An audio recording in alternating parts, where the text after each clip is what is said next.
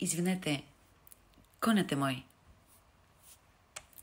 Имало едно време, добре де не чак толкова отдавна, едно кралство, в което принцовете бяха на диета от емоции. Сърце само за украса, чувства по специални поводи и обич, която трае колкото едно стори в Инстаграм. Обощарите печелеха най-много, защото в това кралство чувствата се сменеха като обувки. Щом започнат да убиват, хвърляш ги. Щом станат прекалено удобни, скучени са. А най-често, щом започнат да пасват, се плашиш. И така, в този царствен пейзаж на неумели любови и емоционални изчезвания живеела една жена. Не принцеса. Отдавна й бяха писнали замъци без топлина. Не фея. Била е вълшебна твърде дълго, без никой да я запомни. А просто жена, която си знаеше номера на обувките и още повече цената на тишината си. Тя не чакаше вече принца.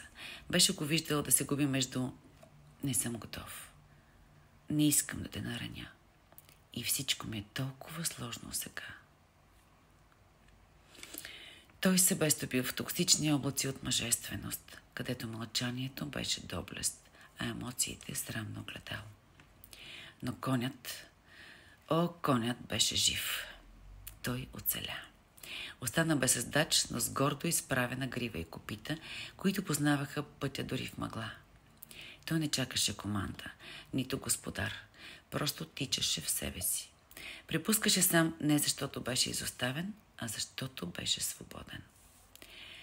Жената го видя една сутрин, докато си правеше кафе с канела и сарказъм. Не чакаше знаци, но когато го видя, се разпука нещо. Не сърцето й, то бе пукнато отдавна, а гласът, който отдавна не бе говорил на нея самата. Той я погледна и тя него. И между тях пробягна тишина, по-чиста от всяка клетва, по-сигурно от всяко "ще ти пиша". От тогава, когато някой я попита "ти кого избра?", тя не обяснява, не се защитава, не навежда глава като пред провал. Усмихва се. По онзи начин, в който има преживяна тъга, оцеляла нежност и мъничко проклетия. И казва: "избрах коня". Защото принцовете винаги закъсняват, а свободата, тя не чака пред олтари. Тя те чака оседлана. И ако не тръгнеш сега, ще се останеш в обувки, които пасват на чужди пътища.